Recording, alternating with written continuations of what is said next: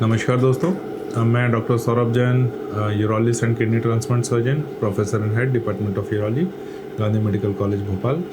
मैं आपको अपने यूट्यूब चैनल पे बहुत स्वागत करता हूं। और दोस्तों, हर बार की तरह इस बार भी हम एक कॉमन यूरोलॉजिकल प्रॉब्लम को डिस्कस करेंगे।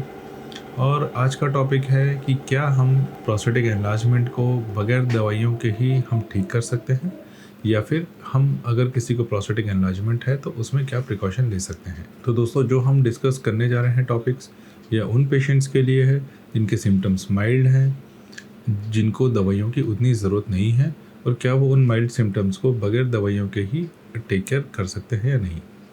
तो उसमें सबसे ज़रूरी होता है फ्लूइड मैनेजमेंट, यानी कि हम अपने पानी या किसी भी तरल के इंटेक को कैसे मैनेज करें कि वो हमको परेशान ना करे।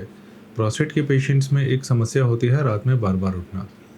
तो ऐसे मरीज़ों के लिए बोलते हैं कि आपको अपने पानी का इंटेक शाम को 6 बजे तक जितना पीना है ले लीजिए।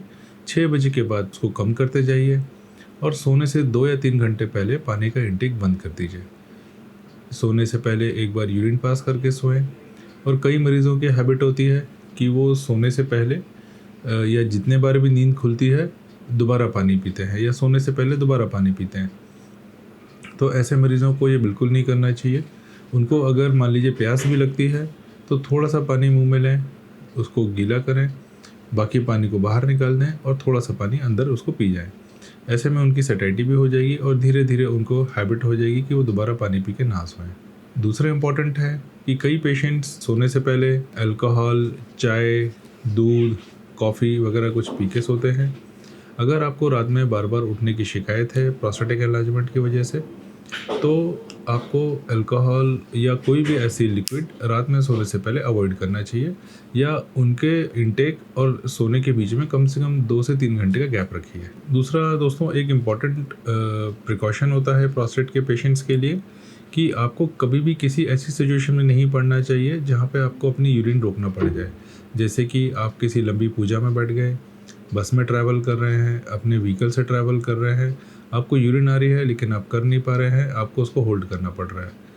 अगर किसी को प्रोस्टेटिक एनलार्जमेंट है और अगर वो बहुत समय तक यूरिन होल्ड कर लेता है, तो अक्सर ऐसे मरीज़ों में पेशाब तुरंत बंद हो जाता है और उसके लिए उनको कैथेटर डलवाना पड़ता है, और अल्टीमेटली फिर उनको किसी तरह का ट्रीटमेंट या सर्जिकल ऑप्शन पे जाना पड़ता है। प्रोस्टेट के पेशेंट्स में अक्सर कॉन्स्टिपेशन देखा गया है, और ऐसा नोट किया गया है कि अगर कॉन्स्टिपेशन उनका बढ़ता है तो यूरिन पास करने में भी दिक्कत उनकी बढ़ जाती है, और जिस समय उनको कॉन्स्टिपेशन रिलीव हो जाता है यूरिन का फ्लो भी इम्प्रूव हो जाता है।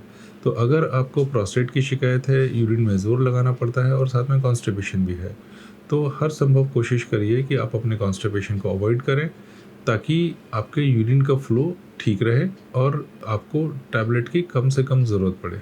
प्रोस्टेट के पेशेंट्स के लिए स्पेशली विंटर्स में एक बहुत स्पेशल प्रिकॉशंस होती हैं कि वो अपनी बॉडी को वार्म करके सोएं, यानी कि किसी भी पंखे के, कूलर के, एसी की डायरेक्ट हवा में ना सोएं। अगर वेदर कोल्ड है तो हाथों में या पैरों में दस्ताने, जुराबे पहन के सोएं, कान को ढककर सोएं ताकि बॉडी वार्म रहे, और ऐसे में रात को बार बार पेशाब में उठने की समस्या कम रहती है। कई पेशेंट्स की शिकायत होती है कि उनको यूरिन करने के बाद पूरा ब्लैडर खाली नहीं हुआ। ऐसे पेशेंट्स के लिए डबल वॉइडिंग एडवाइस की जाती है, यानी कि एक बार अगर आपने पेशाब कर लिया है तो 1 या 2 मिनट वेट करके फिर से पेशाब करें ताकि ब्लैडर पूरी तरीके से एम्प्टी हो जाए, और इसको अपन डबल वॉइडिंग कहते हैं।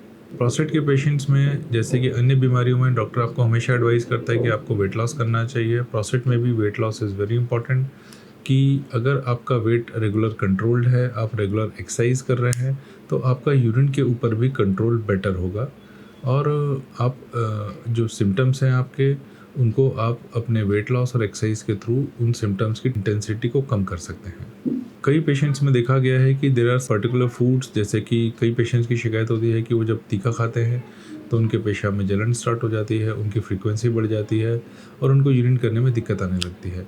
तो अगर आप ऐसे किसी फूड को, आइटम को पहचानते हैं जिसको खाने से आपको पेशाब में दिक्कत बढ़ जाती है, तो कोशिश करिए कि आप उसको अवॉइड करें और उसका सेवन ना करें।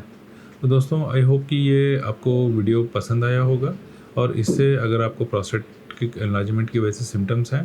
तो अगर आप ये प्रिकॉशंस फॉलो करते हैं तो काफ़ी हद तक आपको इन प्रिकॉशन से ही आराम आ सकता है। अगर आपको ये पसंद आया तो मेरे चैनल को लाइक करें और उसको सब्सक्राइब करें। Thank you.